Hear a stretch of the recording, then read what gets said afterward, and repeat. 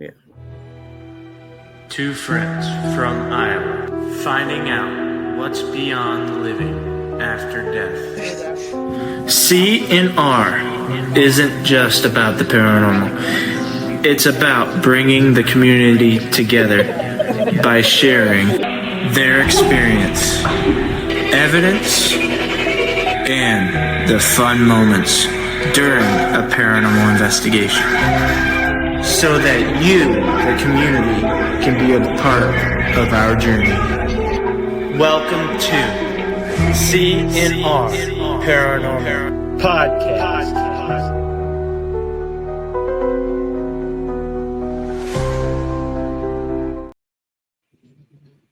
Welcome back, everybody, to another episode of C&R Paranormal Podcast with your host, Chris and Ryne.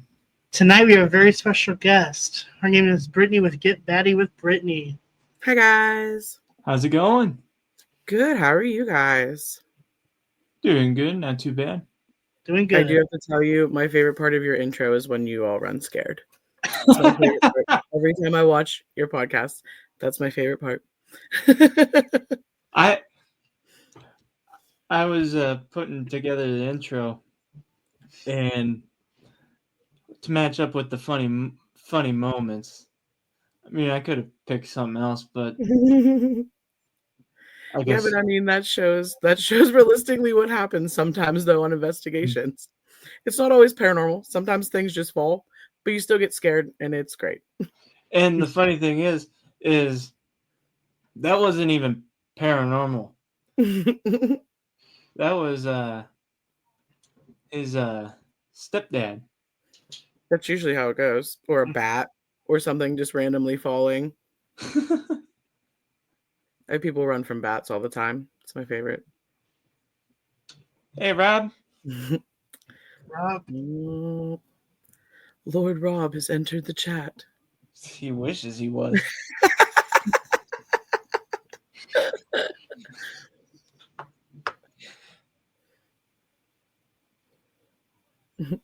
All right, should we get started? Hey, Cheyenne. Cheyenne. Hey, Rob. Hey, Rob.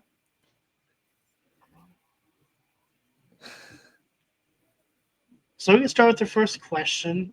Mm-hmm. Tell us what made you get into the paranormal field. Being born, really. My whole family is kind of always, not my whole family, my dad's side of my family, has always kind of been into all that kind of stuff. My great grandma, is Irish, and she used to read tarot cards with regular playing cards. She knew how to read just a regular deck of cards like you read a tarot deck. So I grew up with like people doing that kind of stuff. She grew up cleaning houses in a very rich neighborhood around here in the very early 1900s, and it was during like the spiritual movement where everybody was doing seances and talking through spirit trumpets and doing all of that kind of crazy stuff and awesome stuff.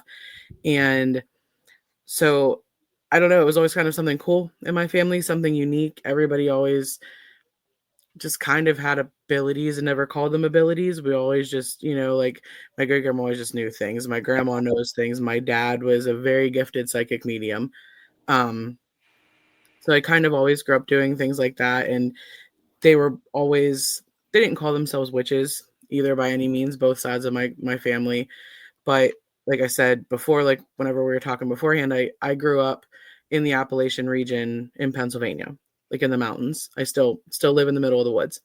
So we grew up, like harvesting herbs and drying herbs and collecting things and growing everything for ourselves. And I remember like growing up with, I had the opportunity of knowing a lot of sets of my great grandparents and spent a lot of time with them growing up and gardening with them and doing things. And it was just common practice for the farmers around here to talk to their crops, to talk to the bees, to talk to the birds, like all of that kind of stuff that now when we look at it and doing those practices, a lot of times that label of folk practitioner or witchcraft or like any of that kind of stuff is labeled on it.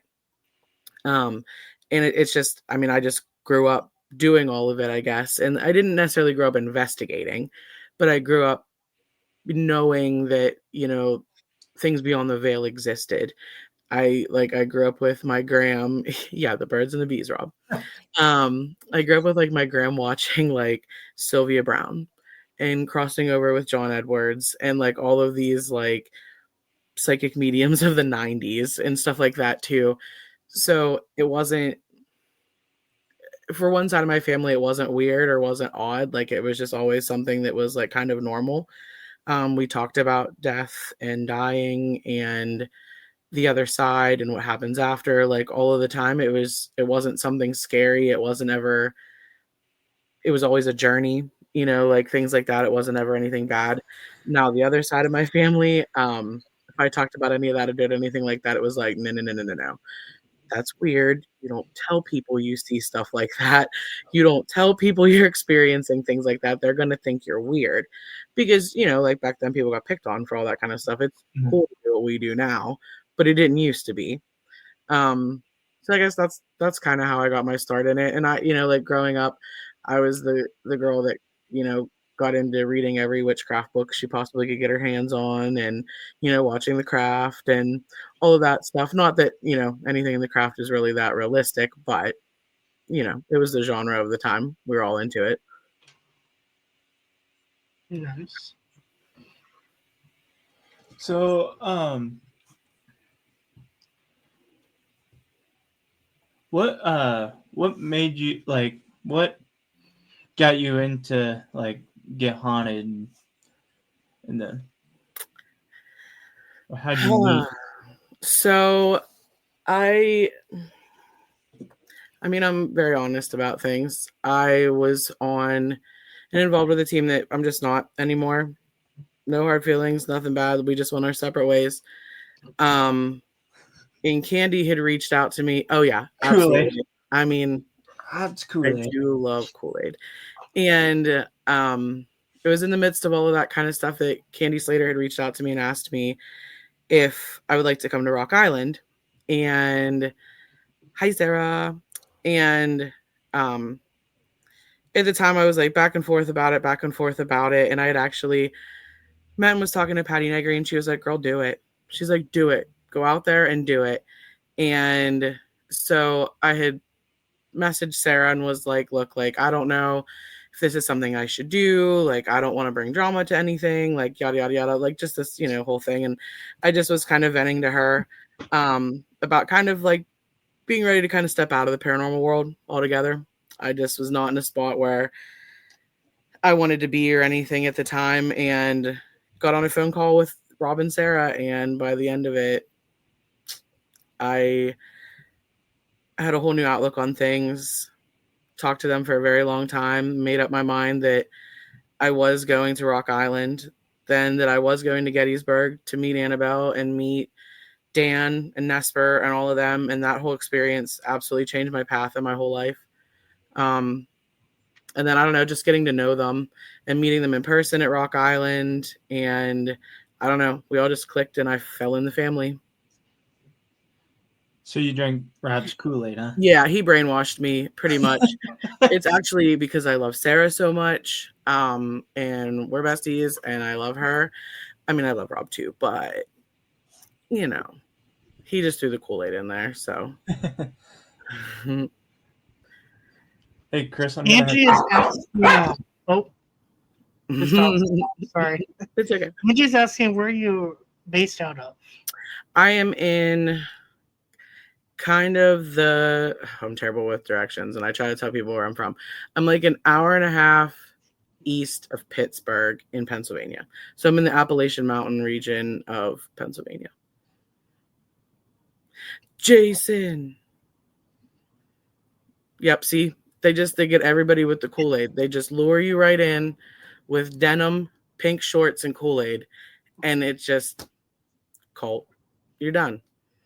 My certificate's right there.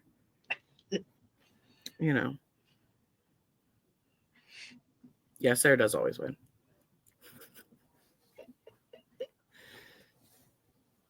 So, what was the craziest reading you have done? there any reading that you have done that you thought was crazy at all? I mean, there's been numerous instances that are very strange and odd to me that like I'm still on this journey. I had experiences growing up with, kind of being a medium and all of that kind of stuff, but then kind of really blocked it out of my life. It was very hard to deal with. I just didn't want to deal with it. It scared me, to be honest. I experienced a lot of dark things before I experienced anything light. And I didn't have anybody, like, I didn't understand it. My dad experienced things a whole different way than I did. And we weren't always eye to eye growing up. And so I didn't really have a mentor. So I just literally shut it all down, blocked it all out. About a year ago, I ripped the Band-Aid off and kind of started accepting it all again and like doing reads for people and experiencing things and letting things in and acknowledging messages coming through and stuff like that. And I still need that validity sometimes. So I still blow my own mind. Like I'll get messages that come through or something for people, and then I'll reach out to them and tell them, or, have them come up to me and at a booth at an event and I do a read and things come through and they validate me like with whatever, with pictures or this or that or whatever. And it blows my mind. The craziest one I think I've had so far, and I, even on investigations, I go in and I do like my medium thing, but I also love equipment. So like, it's really cool whenever like I say something that I'm like picking up on and then the equipment goes off like in agreement, or one of the like an novelist or something, or my tempest will come up and say the same thing that I just said. So that's pretty cool too. So I've had like instances of that. The craziest read I think I had was actually on Halloween. I read this woman that literally only me, my husband, and my good friend Leah, who's also in the chat. We were the only 3 that saw this woman at the event. And there's a couple hundred people there. It was a very busy event. Very unique person, very unique story, very everything, but like I connected with her like crazy. She stayed after my speech to speak with me, like all kinds of different stuff. In all of the hundreds of pictures that exist from this event, I cannot find her. And she was there the whole night. Nobody else that I've spoke to, but like the 3 of us remember seeing her, anything like that. It was very strange. Like her reading was really cool and everything. And I picked up on like some familiarities and different things, but it's like, even to me, it felt like when I spoke to her that we were in slow-mo and everybody else was speeding by past. And it's just like, now looking back on it, it's like she never existed there at all. Huh. So I don't know if it was like, like a visitation from somebody, like specifically for me, that I was meant to experience that. And like my husband has gifts too. He likes to pretend he doesn't, but he does. And Leah is a very gifted psychic medium. So, it made sense for the 3 of us that were all right there, like at my booth and around my booth to see her. But, nobody else. Like, I mean, like I said, it was a crazy busy event and nobody else saw her. And she was dressed very uniquely, looked very uniquely. There's hundreds of pictures out there that exist that she should be floating around in the background of. Everybody else that I read, everybody else that I connected with, communicated with, are all in those pictures, and she's not.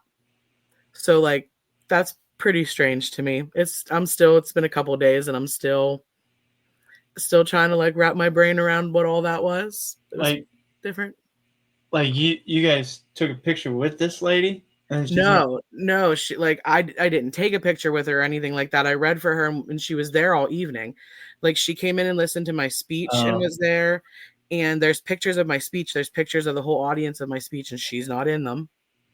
And I spoke with her outside. There's other pictures of like everybody else around us, and she's not in any of those, like in the backgrounds of any pictures or like anything. And she was there like the whole evening, the whole event. So you'd think, you know what I mean? Like, think about like when we were all at Rock Island, like if somebody was there all day, experiencing everything at the event, they were in the background of somebody's picture somewhere. And like this lady would have stood out, like absolutely stood out. Like I would have been like, that's her in the background of a picture. Nope, not there. Oh, wow. Yeah. So that's, so far to date, that's probably my strangest read. Like it was a good read, like good communication. Like if she was real in there, like I felt like I helped her and everything like that. And I I know she told me her name. I cannot remember her name. She took my card, but like never like added me on Facebook, never followed me, like never, like it's weird. It's a very strange Halloween night. That's weird. Mm-hmm. Rob, you what? I said that would make it. I just started looking at the comments. Jason, literally, like she's not in any pictures, like gone. And she was a very specific looking person. Like she had like really beautiful, like red ringlet, like dark Irish, like looking like dark ringlet red hair with a little tiny top hat on and like all of this stuff. I remember exactly what she looks like in my mind, but I cannot find her anywhere. Like anywhere. Doesn't exist. And I know who she reminded me of and like who like, connecting with and stuff like that, but it was strange. Very, very strange. It was a really cool experience. Like it wasn't bad or scary or anything like that by any means, but that's probably my strangest read to date, that she just like doesn't exist.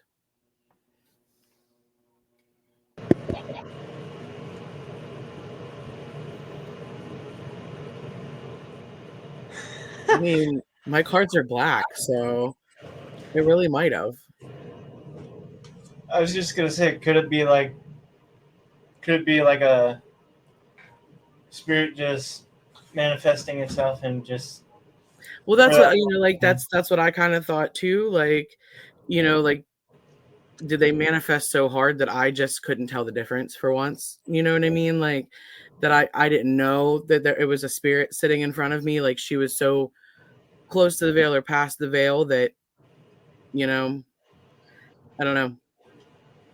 It was just strange. Or when these dudes have me back on the show in 2028. He said he had a similar. You'll be on the show again, Ron. Right. I would go get hypnotized. It's very hard to hypnotize me, though. I've only ever actually had one person be able to do it, and it was Catherine from Hunger Nights. And it was random. Like she caught me when I was really tired and really like emotional about other stuff, and she caught me like at the perfect, most right moment and threw me under hypnosis and did past life regression with me the night before Rock Island. It was awesome. It was beautiful. It was a beautiful experience with her. That's the only time I've ever been able to be hypnotized. Yeah, okay, Rob. Well, I guess he can. I mean, he's the Kool-Aid man, so yeah. Yeah, and we're all here. Yeah, he doesn't hypnotize people. He just gives them Kool-Aid. It's just easy to throw them under. Since we were all at the expo, what was your thoughts about seeing Annabelle in person? So that was my second time seeing Annabelle. I didn't get a chance. I was so busy and so preoccupied running around doing all kinds of other things that the only times I was actually in that room was He wishes. I knew it.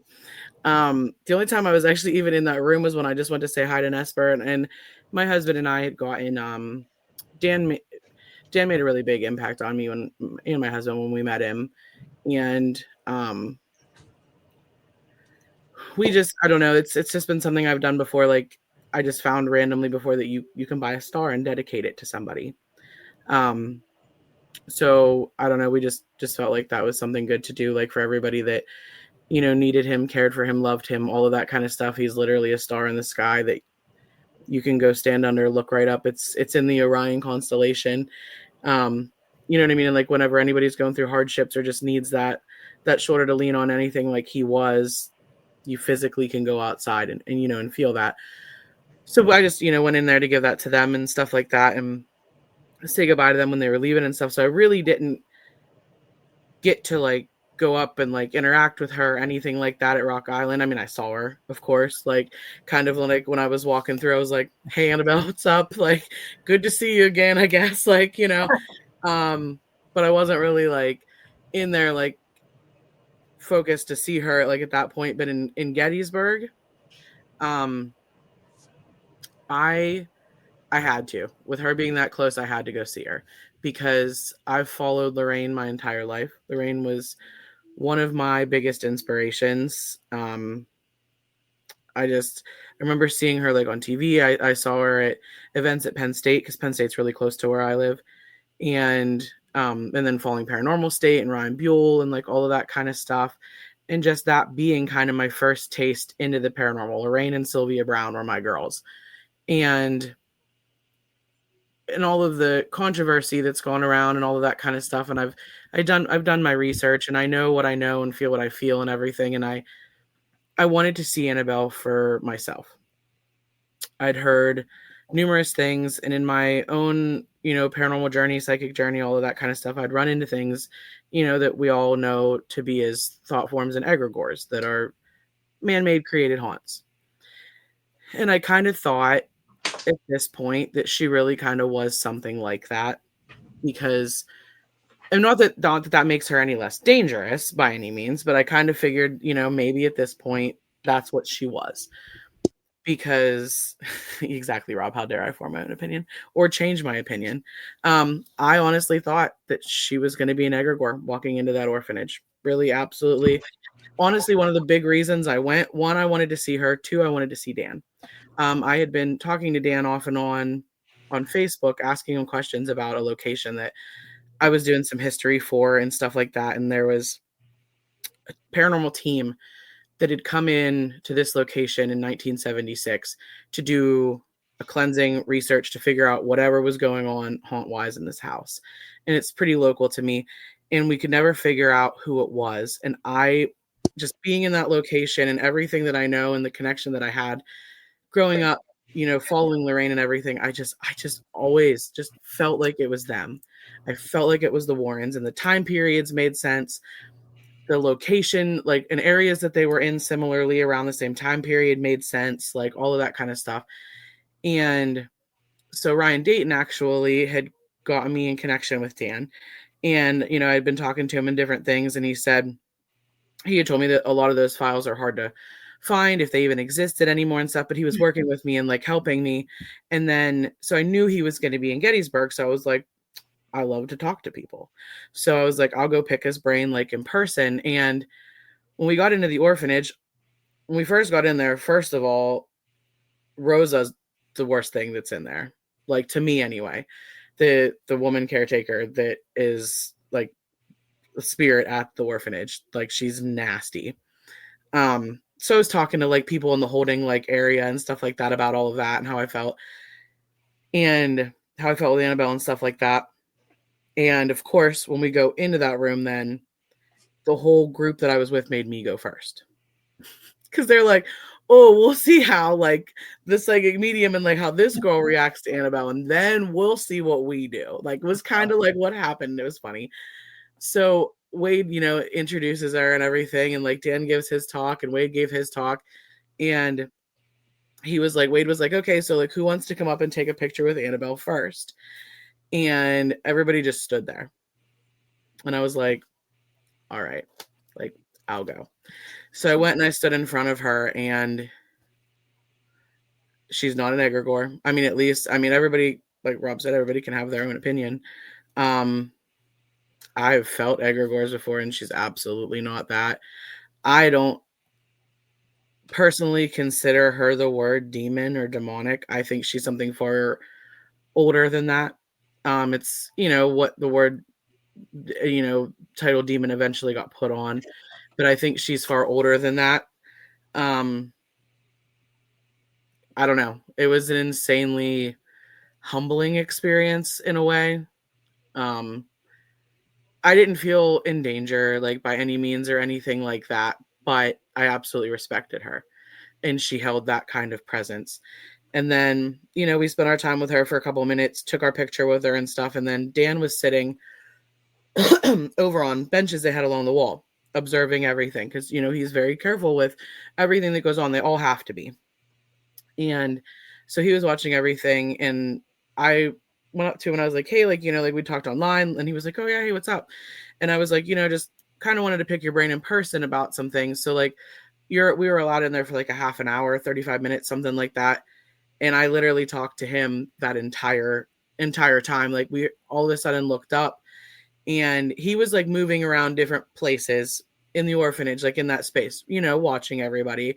But he kept saying, like, no, walk with me, walk with me, walk with me. Like, he wasn't like, it wasn't like he didn't have the time of day for anybody. Like, he was incredible, and just let me like pick his brain, and shared so much knowledge with me that day.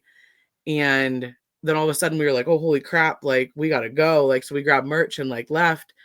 And then, like, unfortunately, like 2 days later, we got the news that everything had happened, and I'm just devastated. Like, I can't even imagine how, everybody so close to him felt when I knew how I felt. And so that whole thing was a very big meeting Annabelle for the first time. That whole experience, that whole overall, just everything that happened that whole weekend was a lot. So then, when she was at Rock Island and stuff like that wasn't it, I guess it wasn't on my mind. Like, it wasn't that I didn't care that she was there by any means, but like, I only popped in there just to see. I was so busy for one too, but I only popped in like twice quick to see Nesper, and to see all of those guys and everything like that. And but now we're going to the Warren house, so I'll see her for real, up close and personal, investigate with her this time. So, and everything else that's in there, the other 750 plus objects. So, after Rock Island, after Nesper left and all that, what'd you think of the energy in there? It was crazy. Well, we ended up being like the team that somehow, or like little group of people that somehow ended up in that space right after Nesper pulled out and left. My husband, Tom, and I all were in Looney's Lounge doing some like EVPs, and we had my husband under Estes for the first time and stuff. Had some cool stuff going on down there. And then we were like, well, like, let's go up and see, like, where everybody else is, because it was just the three of us. So we go up and we were like, oh, nobody's in here anymore. Like, this is probably a very interesting space to investigate right now. So there's a few of us in there, my husband and I, Jason, his wife Dom, Lisa, and I can't remember who else. I can't remember who else was in there, but I went in there too. Yeah. There was a little group of us in there, and I had flashlights, I had mag lights, I had my REM pod was the first strange thing, because my husband and I were the first ones that went in there.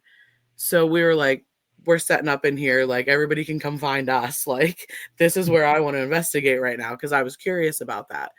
So I have a REM pod that's made by Lauren Hellickson, Lauren Haunts, and it's called a crystal REM.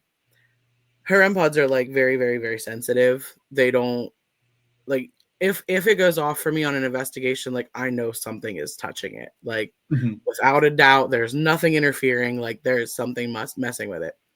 So I get it out of the case and I turn it on, and I'm holding it from the bottom. The antenna comes off the top, just like a regular REM pod. It doesn't have any of the extra fancy stuff that, like, the red and black REMs have. This is just, it's a wooden case, and it's wood. So, like, there should be no transference of anything. And I had nothing else on me.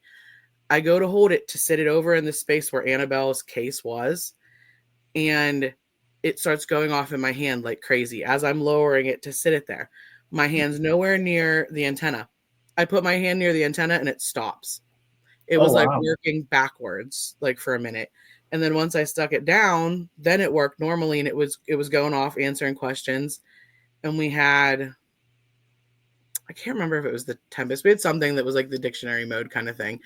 And it said, and because we asked, like, are any of the items, spirits or energy still here? And it said yes. And then I think it said barely, and then it said goodbye. And I was like, okay, like, is that Annabelle saying goodbye? And then we got other answers and stuff like that we asked, and it was the shadow doll that we confirmed then was coming through. So her energy stayed around a whole lot longer than Annabelle's did, which kind of makes sense to me, honestly.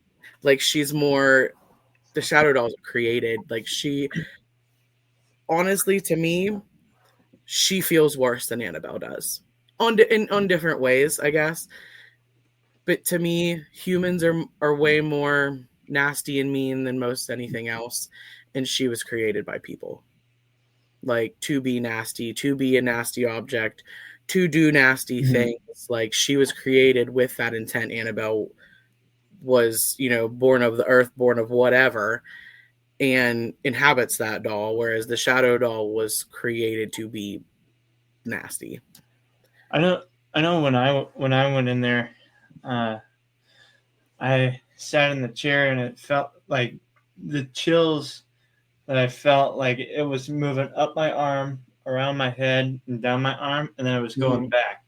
Yeah, like a cycle. Like it, even like where we had equipment like set up, it seemed like it would do that. It would be like mag light over here, then the mag light over there, then something in the middle, or like it was going like in spans back and forth. And then it seemed like, I know, like Lisa like felt like something like grabbed her shirt or like pulled her shirt and she had to go. She was like, I'm out of here. And then we just all kind of sat around and had like conversation pretty much with whoever or whatever was there with mag lights and stuff like that. It was pretty cool. Chris, did you go in there after they left? No, I was helping doing something else right after they left, but we went in before the VIP investigation. And then I actually went in 2 weeks after Annabelle was there, where they had a the QCI locations would come in and talk in the archives. And I got right when I walked in, I got a really bad headache. When I walked out, I was just fine. Yeah. And to think that, the energy could still be there that long. Well, like, I mean, they had so much of it there. Like, you know what I mean? Like, for me, like the shadow doll was there. The satanic idol was there. There was a bunch of stuff there that all could leave its own little stain and remnants behind. I don't know, like, being in the Roadhouse, like, afterwards and stuff, it literally felt like whenever we were in there investigating that night, like when she said, like when it said goodbye, like it felt like she said goodbye. Like her energy, because I had encountered her energy in Gettysburg and then again in Rock Island, like it literally felt like hers wasn't what was left behind. Like she was like, okay, bye, like I'm out, on to the next thing, whatever. But whatever else, all the other things that they had brought with them and everything else that were there. Also the energy of all those people, all of those thousands of people that went through those doors and through that museum. Some of them were there for reasons like we are. Some of them were there just for the thrill of it. Some of them end up terrified there, all of that. Like there was just so much energy in that building that whole weekend. That all leaves a stain in it too. Yeah.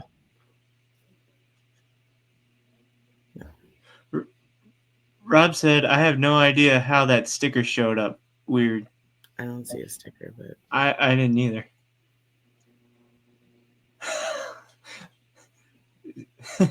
Is he who knows? Well, yeah, you never know. It's hard to say. Spiked Kool-Aid. Spiked Kool-Aid. Yeah. Kool-Aid Jello shots or something, get exciting with it. Festive. So when you're at an investigation, what is your favorite experiment to do? Or tools you like to use? I mean, I like to go in places. I'm a huge history buff, but I like to go in places blind if I can. It just helps validate me, as a psychic medium and stuff. And I like to just go where I'm led when I get there. And I like to do to deep dive history after the fact. Because it helps validate me, one, and I just love the history of it. I just like to know, after the fact. But so, like, honestly, I'm my favorite piece of equipment, but I also really, really like dowsing rods. I have tons of equipment. I love equipment. So, like, I can't say that I don't, but I love setting it up along with myself. So I actually just ordered, from Dave Giuliano the other day, I just ordered a set of the light up dowsing rods to use like in the dark, because I investigated with Patty Negri last June, and we were investigating a jail together, and she has a set, and she handed me her rods, and she was like, "Girl, try these." And I loved them. Like, it was really cool that you could like ask spirit what color they wanted them to be, like if they preferred them to be a certain color. Like if you're communicating with kids and it's a little girl or something, you can set it to pink or purple, like, or it's a little boy, green or blue, whatever. Like That's so cool. like I think those are really cool. He has a REM pod set too, or like an EMF kind of REM setting that they'll go off and flash if something's actually touching them. But I just like the regular light up set, for me. And then I have some new pieces of equipment I haven't got to play with yet that Lauren Hellickson has designed and made. REM pods. I really like my databases. So like we have a Tempest. I'll use Necrometer like on my phone, stuff like that. I don't know. We have pretty much everything. The only thing I don't have is an XLS, I think. I have dead bells, tripwires. I like tripwires too. It's kind of cool to put. I love going under Estes, so like it's kind of cool to put somebody under Estes and put a tripwire around them, like on top of it, so then you can see if something's like going to walk up to them or whatever. I don't know. We have all kinds of stuff. I have music boxes, and I need to get. I have it's an old school Slimer Ghostbusters car that has motion detectors on it, and the one motion detector on the front turns the headlights on, and the other motion detector makes the car drive. Oh, But wow. I messed up. I dropped it and messed up the switch on it, so now I have to find somebody that's good with electronics to fix that for me. So I'll probably give it to Rob. Where'd you get that at? Online somewhere from the UK, actually. Shipped in from the UK. Yeah. I know there's probably places online, like people around here that are, like in the States that make them. But I don't think it would be all that kind of hard. They're just two like regular motion detectors that are just like cut in and mounted in the car, and somehow it's connected to the battery that makes it, move, because it was a remote control car. But ooh, yeah, I didn't get the one. I don't have the one with sounds. I just have the one with colors. I'm not that fancy. Is that the one on Ghost Stop with the octopus looking? No, that's Ghost Stop's thing. The tripwire is on Ghost Hunter store. It's Dave Giuliano's store. And it's the tripwire is it's a cable, and it has little pods, little white plastic like pods the whole way along it, and they light up. It sits there as pink or purple, and then when spirit touches it, it's like EMF. So when spirit touches it, it lights up different colors. So you can like line it up. You can either circle it around somebody, or you can like stretch it down a hallway. You can wrap it around a stairwell, anything like that, and you can watch spirit walk with it, or you can say like I've put it down like a set of steps and said like, because like to get intelligent communication, you can say, okay, can you touch the thing on the third step? Can you touch the pink light on the third step? And if they touch it, it turns like it's all the different colors like through like the spectrum of like all of like other equipment that turns rainbow. So like the stronger they're touching it, the brighter the color goes up. It's like pink, then blue, then green, then yellow, then orange, or something like that the whole way up. Yeah, you can like physically like watch them walk or anything on it. But it's on Dave's store. That's one piece of equipment that we don't have that we want. Is a tripwire. They're awesome. They're honestly one of my favorite things, and it takes a beating. Like I'm not. I don't take my Tempest out a lot because my husband's like, that thing was like $500 and you're gonna bust it. So I only take that to like some fancier locations or like where it's carpeted, until I get like a nice carrying case for it, because it's not fragile, but it's a little fragile. Everything else we have, I am not gentle. And that tripwire, like it comes in a really cool carrying case, like bag and stuff like that, like a real heavy like Carhartt material bag with like a big carabiner. And exactly, I do fun stuff like that. And you can get kids, like you can set them up and get activity with kids that way. Or like a location I used to investigate, they had a barber shop, so we would put it around the barber chair, and so if the barber was walking up to do haircuts or anything like that, like you could see him and where he was stepping around. I don't know where. It doesn't sound weird to me. Doesn't sound weird to me. How about you, Chris? I think it's too much Kool-Aid. I was just you might. You know, you'll have that. It also, I mean, it could be all the haunted dolls that I have sitting around me. There's also that, you know. Who knows? Yeah, what other equipment? I have. Sorry. No, you're good. I have I have a dead bell too. That's probably the pieces from Lauren are the two pieces that I have that are the newest, the Seer and the Nova. But I haven't used them yet. They're going to be debuted for me at Mid-O. Chris, is there equipment that you want to get that we don't have? Yeah, I'm forgetting the name of what it was. We were wanting it for a while. Well, I know a music box is one for sure. I have the music box that I got from Dave's shop too. It's Paratronics' brand, and it has Mike Myers printed on it, and it plays that song. And the sensor that's on it is so like specific and sensitive. Like I love it, and it is pretty heavy duty too because it's 3D printed. So she's taking a beating, but yeah, I love it. I like that too. Chris, is it what I'm thinking of, the millimeter?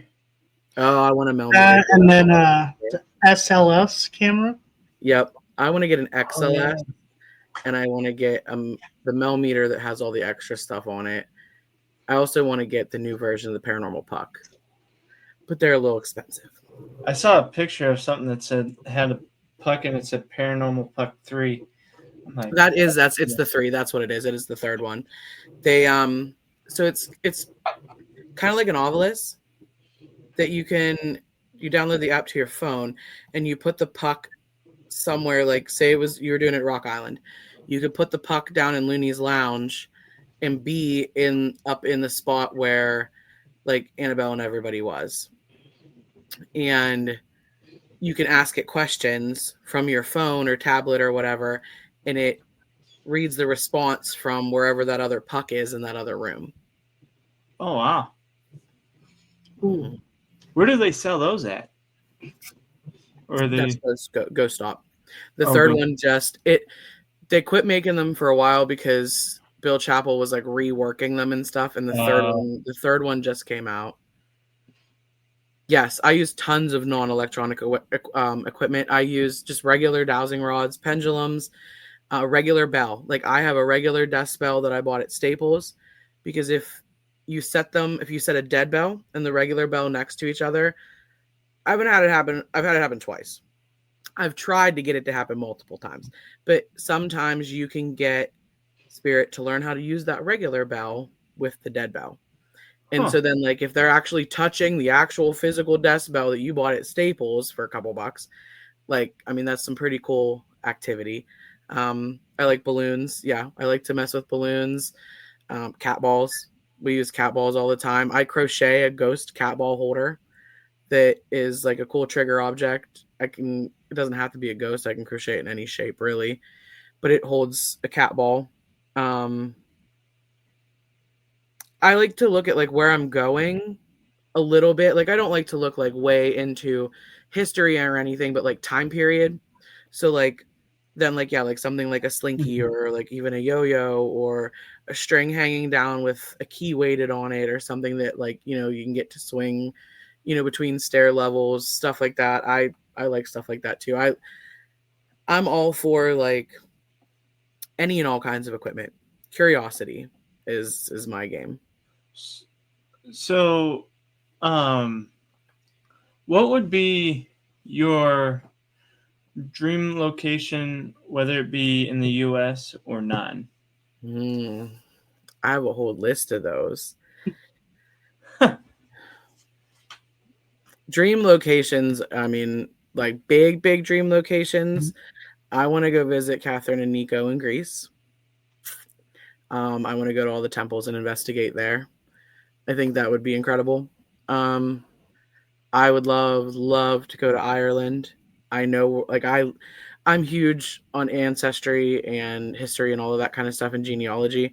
So I know my ancestry the whole way back to like the 1200s in some of Oh, my wow. family lines. And I know exactly like where I came from in Wales and where I came from in Ireland. So I'd love to go and investigate like those kind of, old places and like the places of old magic, Um, and then Canada. I would love to go to Canada. I was literally gonna say Canada. Okay, McGregor. I was getting there.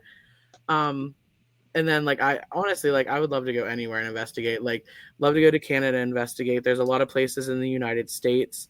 I'd love to go through South America and stuff like that. I think it would be really cool. I don't know. I just like to investigate and I love history. So there's not really a place that you're going to find that I'm going to say no to, you know? um, I, I really, really connect heavily, and I know a lot of us probably do, in asylums and prisons. I make a lot of strong spiritual connections with the spirits and stuff there because I think, sometimes when we investigate, the spirits that are there are drawn to people that were like them. Not always, but that they recognize energy in that is similar. So like I always tell everybody, like my speech the other day for the event I was at, like if I was alive in 17 1800s, even early 1900s, I would have been lobotomized in the early 1900s. Like it, hands down, I would have been locked up. I would have been in Penhurst. I would have been in Crescent Sand or in the Frick Hospital. Like 100%, they would have locked me up. So I think I connect with the spirits in places like that because they just feel that kin energy, Sometimes I think spirits connect with us just because they're curious or they want to or whatever. But for me anyway, a lot of places I go, that's where I find the most communications. Ouija boards, I use them, love them, not afraid of them, not scared of them. I am respectful of any location. If they tell me I cannot bring a Ouija board in, that's fine. I will not. However, educationally wise, a Ouija board, a talking board, which is like, the earlier version, talking board, a Ouija board, automatic writing, scrying, the Estes method, holding a spirit box, holding any ITC device, and communicating with any of it, holding my Tempest, holding an Ovilus while you communicate, all opens up the same pathway, the same communication link, the same everything as a Ouija board does. You can run into the exact same big bad anything on any of those items or any of those methods I just listed, using a set of dowsing rods. Anything like that you are physically touching or using in your hands or anything like that, you open that connection. You're asking for that connection to happen. So when you open communication with a Ouija board, you're asking for communication. When you go under Estes, you're asking for communication, and you're asking it to be channeled directly through you to be the mouthpiece. So honestly, like you're closer to that doing Estes than you are using a Ouija board. So for me, that's how I see it across the board. A lot of people don't see it that way. A lot of people don't understand it. Ouija boards were never meant to be scary. They were never meant to summon demons. They were never meant to do any of that until the movie The Exorcist came out, and they were used in the basis of that story. She found them. She found one in the in the attic. Pazuzu came through. Now there's the Zozo demon. All of this stuff, and it's all everybody all throws it back on a Ouija board. Table tipping. You table tip. You're opening the communication the same exact way. You use a pendulum. You use any of that. You ever table tipped? It's pretty cool. No, but I want to try it. Yeah, it's pretty incredible. I used to have a tipping table, but that's a whole other situation. But yeah, it's really cool too. But you're doing the same thing. You're opening that line of communication, and that's what you do with a Ouija board. And it's whether or not you understand what you're doing, whether you're protected, whether you understand your own boundaries. But you know what I mean? Like it's the same line of communication to do any of that kind of stuff. You sit down and you scry, you sit down and you do any of it. You're opening yourself the exact same way as a Ouija board. So I don't have any issues with them. I don't have any issues with anybody using them around me. I personally will use them. But like I said, if a location has that in their rules, I don't fight it. I don't care. That's their location. That's their prerogative. Maybe they've run into something where it's not so nice. Maybe they've run into like disrespectful teams or somebody that like does things all the wrong way, because that can happen in any way you're doing any of that too. That's their location. That's on them. So like, I don't ever fight it. I'm not going to be a jerk and be like, well, I have to take my Ouija board in because that's what I do. Like, there's a million other ways to investigate that I don't, Here's my question. So before we move on to the other questions, for table tipping, can you use just a regular table? Technically, yes. Okay. I mean, it's a lot. Traditionally, it's a 3-legged table. So, like, if you want to look for one to buy, they usually are under plant stands on eBay or at an antique store, just because it's easier for the tipping to happen or the control, and they're not as high of tables. Like, they're more meant to sit at waist level, which just makes them easier. But honestly, like, if you have a strong enough group of people and a strong enough group of spirits willing to like work and you give energy to and stuff, like, I've felt tables move and shift doing seances with, like Patty, and I've seen other people move tables that are, much bigger spans. They table tip at the one place I want to investigate in the UK, the Ram's Head Inn. They table tip there with a big, huge bench table, like the big, thick, like it's like this big, and it has kind of like just the pedestal legs that kind of would, but they don't really rock, like they're big legs that come down to them, smaller legs, like it's flat to the ground. But they'll table tip with that, or they'll put a rocking chair on top of the table, and still like, use their hands and control the table the same way, but the chair will move and rock instead. That's pretty cool. Absolutely. The hive mind, the whole, I mean, YouTube even does it with all of the YouTube teams and stuff that we have now, like not even intentionally. Like, I mean, some people maybe do it intentionally, but I don't think most people do it intentionally. But, like you get misinformation on history or something like that, and then 10 YouTube teams go and run with that information at a location, and all of a sudden 3 million people have seen that video and believe that same story and believe that same thing. So to me, that could create that haunt. And I think like my biggest, like, I don't know, explanation or like example for me for egregores is Santa Claus. So like we all know, like Santa, like in physical form right in front of us, doesn't actually exist, doesn't bring you toys, whatever. But if you ask a child, they believe in it. They believe in that spirit of Christmas, right? They so wholeheartedly believe it that they hear hoof prints on the roof. They hear jingle bells. They smell Santa. All of that kind of stuff. And they wholeheartedly believe he's there, and they experience all of these things. Like, they're actually really experiencing them because so many people nationwide believe. And so that spirit of Christmas, to me at least, like truly exists. So like not all egregores are bad and nasty, but some are. And sometimes, I mean, like I can get way out there with like theories and stuff, but I think sometimes that's where Mandela effects come in. Like some of them I think are things that are deleted from us that we're just not supposed to ever see anymore. But I think like so many of us all believe in like a false piece of information that it then it almost kind of becomes real.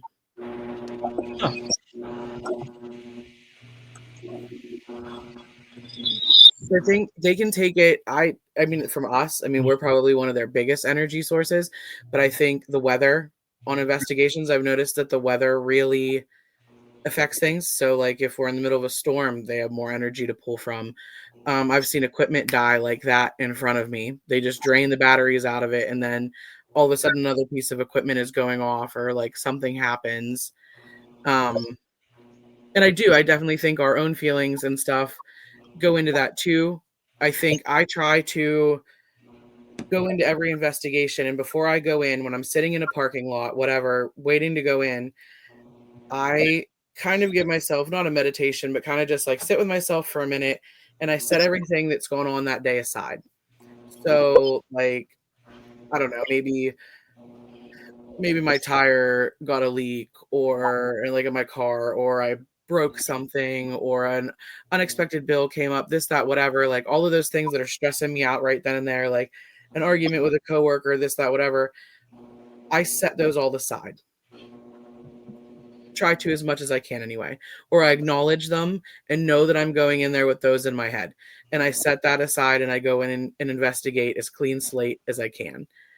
Now, like, your emotions still are going to lead into it. So if you're way more vulnerable and emotional that day, for whatever reason, you just feel more emotional, like, like things just are getting to you a little more, like, you may be a little more raw on that investigation. You may be more apt to feel things a little stronger. You may relate to things that are there a little harder because maybe maybe a spirit on that location has gone through something that you've just gone through. Things like that.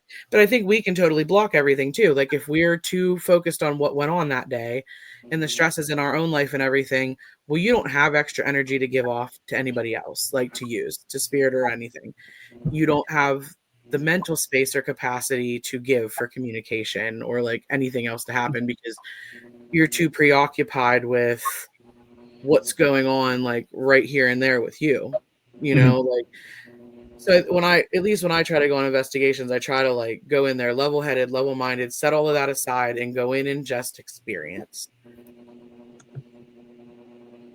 This is a good question. Yeah. I mean, sometimes they do. I just think it takes a whole lot more energy for them to yell across the realm that they're in, the plane that they're in, to get to us. And a lot of times I think we're not all listening either. I think a lot of times they do try, and a lot more of us hear them in our head than we all realize even, like, or they do other things to try to communicate and we don't pick up on it or we don't notice it. We're so technologically focused that we don't have a lot of that communication anymore. Like the hair pull, the scratching, yeah. Even, I mean, there's even times that like we probably don't even notice any of that, or like literally hearing, like there's been times that I have not psychic medium, nothing whatsoever, have heard my dad come through. Now, my dad was also, like I said, a gifted psychic medium. So I think those of us that are into this kind of stuff, I'd like to think that one day when I pass, I would be good at coming across and communicating way better than most people, that don't do this kind of stuff. We literally are training ourselves to be fantastic communicators when we pass. So my dad knew how to do all of this stuff. I was on the phone with my husband one night. He works out of town sometimes, and he was working like on the whole other side of the state. And we were on Snapchat call because I live out in the boonies. I have no regular cell phone service usually when I'm in my house. So it's all like internet. So we're talking, and I just had him on like speakerphone. And I was like, I don't even remember what we were talking about or whatever. He was like playing video games in his hotel room, and we were just, being on the phone with each other. And I heard my dad, and my dad had an insanely distinct voice. Heard him come right through the phone and say my name and say hello. Oh, wow. And I was like, did you just say something? And he's like, no, why? And my husband doesn't sound anything like my dad, like not at all. And he's like, no. And I was like, and I knew I had full body chills, like from head to toe. And this is a couple years ago. And before I was even into like, doing paranormal, like in and out every day. And like, I just knew. There were times on investigations at the house I used to investigate at all the time where I heard my other teammate's voice, plain as day, talking across the house, and she wasn't there. Like, I even thought we had security. They have security cameras in those houses, or in that house. And like, so the team, like the two team leads that like own the house could like tap into them and see them. My husband and I were there live Christmas Eve into Christmas Day, we had the house. And we were doing an investigation and stuff like that. And we were on one whole side of the house. And I heard her talking. And she has a very distinct voice too. Heard her talking on the other side of the house. And I thought they were coming across one of the security cameras because she wanted to tell me something. And we were live. So obviously, like, she couldn't text me and say, like, hey, like, whatever. And so, and my husband was up in this, like, cubbyhole crawl space. So I left him up there on live. And I went down the steps and went across the whole house and was like, hey, and I could hear her still talking. And then I was like, oh, she's talking to the spirits of the house, like telling them that, like, because it was like brand new location, hardly anybody had investigated there. And I thought it sounded like she was like giving them a pep talk, or like not a pep talk, but like, hey, it's okay, guys. Like, I know there's new people there, but like, you can communicate with everybody. Like, it's okay. And I was like, oh, I'm not supposed to like hear this. And like went walking back across the house, got back on the live, and I was like, dude, you just scared the crap out of me. Like, straight up, like, why would you do that to me? Like, you just scared the crap out of me. And she was like, and they comment in the live and they're like, girl, we don't know what you're talking about. Oh, wow. And I was like, hold up. So I was like, let me end this live, folks, for a hot minute. Give me a minute. I'll be back. So I got off the live and I called them. And they're like, no, like, we're seriously sitting here watching your live. Like, we have no clue what you're talking about. So then I went over into that room and had her come across and talk to me on the security camera. And I realized when I was walking into that room, I heard her voice come from like waist level and down to my left. The security camera is up in the right. And when you come through those cameras, like, it sounds like you're coming through like a walkie-talkie. So like it's not muffled, but like you can tell it's coming through a microphone, and it was not the same tone, like nothing. It freaked me out. Like, so I mean, I have, and even people on the live were like, I heard something, like I didn't hear exactly what it said, but I heard somebody else talking. So I mean, other people on the live even heard it. It just, so I mean, I don't know, like Spirit has, so like for like Angelina's question, like, I mean, I have had Spirit actually come and do that kind of stuff. Like, I mean, obviously there's some reason that they can't do it all the time, whether it be an energy thing or just they don't want to or don't know how to, or I don't really know. Like, I couldn't tell you all of that kind of part right now. Still on that journey of curiosity and trying to figure it all out too. But I mean, I actually have like psychic medium abilities, all of that aside. I've heard, you know, Spirit come through. Like, I mean, I would have straight up any day of the week thought that that was her having a conversation or trying to get my attention over there. Like, no bit of me at all that night thought that that was a paranormal experience until I realized that it was, and was like floored. So we have one more question before we head out for the night. What are your thoughts about this gathering next, or November 15th at Meadow Correction Facility? I'm so excited. I'm pumped. I will be there. I'm excited for once to not be vending and to be able to listen in on people's talks and like hear people speak and hear what everybody else has to say and not be like at my booth. And I'm just pumped for the location. Like, I haven't done any research. I know that it was an addiction facility and then a mid-grade correctional facility. That's all I know. I can tell that it already feels off to me. It's going to be an interesting location for sure. I'm excited. Like I said, I'm excited to talk to everybody. I'm excited to hear everybody's like speech, to just network and be community and like have a good time. Like, you know, investigate. I haven't investigated in a long time. Like, investigated a little bit at Rock Island, but I was so exhausted by the end of that day and like all of that kind of stuff. Like, I so badly wanted to stay and help Patty and be with Patty during her seance and stuff. And I was like, I literally like couldn't see straight. I hadn't eaten. Wow. I was like, I will not be of any assistance to you, girl. Like, I'm so sorry. And she's like, no, go sleep. So I went and crashed that night after that. But yeah, so I'm really excited to actually get back out there and investigate and experiment. Rob is supposed to be fixing the God helmet so that I can do that and try that for once. It's been on my bucket list to do. curious what'll happen. I may sleep for like a couple days afterwards, but that's what my lovely, amazing husband is for. Because then I go like zombie, like, hey, I go like zombie mode with, I call it screensaver mode, where like my eyes are open, but I'm not like, nope, nothing's happening like in front of me. Like it's just done. And so then my lovely husband drives me around. I'm a passenger princess. I mean, honestly, it is not safe to have me on the road after something like that. It is really not. Because I'm just like, la da da da da. Like I'm so tapped and like so in my own head after doing things like that sometimes. Even Estes, like when I've done like really long Estes sessions or really intense ones, I'm just like out there. Yes, McGray, we do. So what's the helmet? So I don't have all my facts. So people can correct me if I'm absolutely wrong. But it was developed by a neuroscientist, I believe. And it is a helmet or set of electrodes that sit around your head that push out weak and small electrical pulses.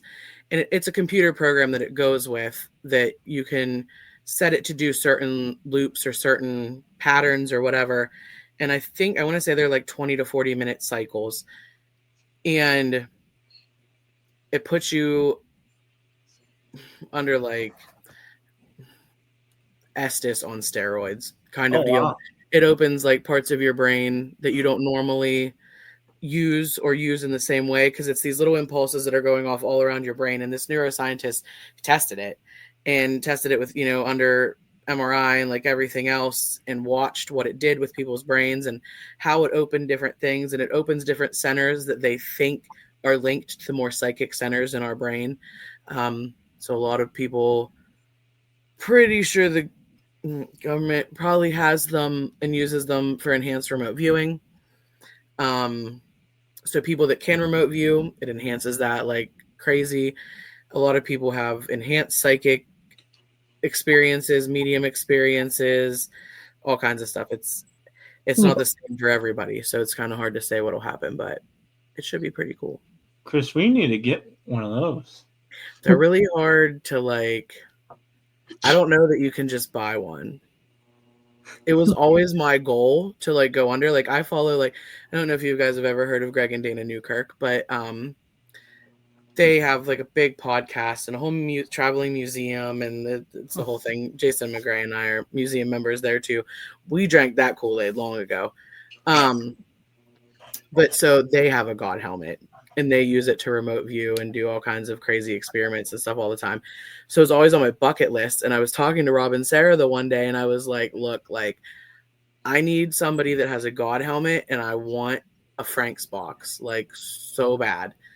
And he was like, well, you're in luck, kid, because I have a God helmet. And I was like, sign me up for that. Thanks. Rob has one? Mm-hmm. Rob, if you're listening, if you're over here. I don't know if he is anymore yet, but he was. Bring it. Right? We want to try it. Maybe it'll give me the answers to the universe. Maybe it won't. Who knows? So we're gonna close this out. Where can people find you? If you type in "Get Batty with Brittany" on anything, any social media platform, you'll find me. If you type in Brittany Aaron Schaefer, you'll find me. Look for the neon green hair or a bat, and that's me. I help out and have a Claire class on. My lights are dimming. That's interesting. On Paranormally Blonde's community workbook. My Claire classes are on there if anybody is interested and all of that kind of stuff, which helps you. I have some meditations that are on there to just help people develop their own abilities and find out, how they can investigate better and use their own body as equipment. I'm always doing stuff with Get Haunted, my own brand. I kind of hermit over the winter, so the best place to find me is social media after mid-O until the spring awakens, and then I will come out of my hibernation. Yeah, I I investigate when I can. I collab with people here and there. Like I'm kind of my own unit a lot of the time. So like a lot of the one team I do am part of and work with is Swartz Paranormal Investigators. We're like 2 or 3 hours away from each other. So a lot of times I don't get to be able to go out on investigations with them, but they'll remote call me and I'll remote view in and stuff like that. So that's always fun. So collabs with other teams and all of that. But yeah, Get Batty with Brittany is the easiest way to find me on anything. Alrighty.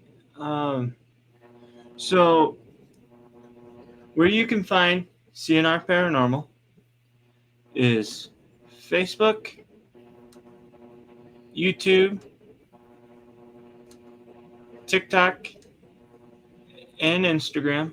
All you need to do is search C the & R Paranormal, and that should get you to our links. With Get Haunted Midwest events, there's 2 coming up. There's one this weekend, right, Chris? Yep, this weekend, and then the 22nd, I think. So if you want to get your tickets for those on extremeticketing.com/GetHauntedMidwest, and it'll be a lot of fun. Unfortunately, me and Chris won't be at those 2 events, but last weekend's was pretty fun. But as for that, thank you guys so much for watching and listening. Thank you, Brittany, for coming on this podcast with us. Thank you, guys. That was a great time. Thank you. Thanks. And as for that, you guys have a good one, and we will see you guys on the next one. Have a good one.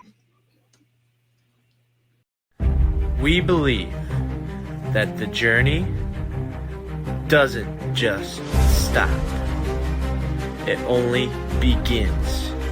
And that's with you, the community, as we take you along on our journey through the unknown. Without you, there wouldn't be us. So as for that, thank you so much for watching and listening, and stay tuned for more